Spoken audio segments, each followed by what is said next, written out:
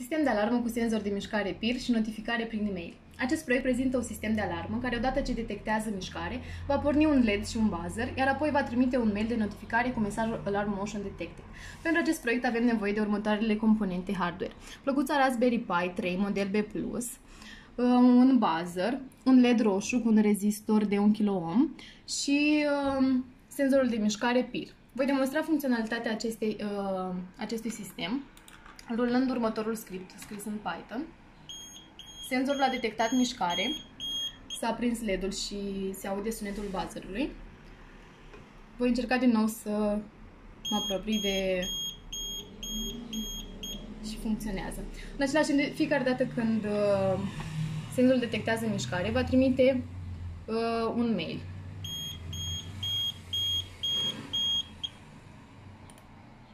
Cu mesajul Alarm Motion Detected. Vă mulțumesc!